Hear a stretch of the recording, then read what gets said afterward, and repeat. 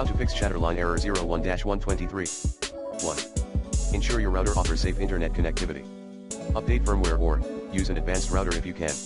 2.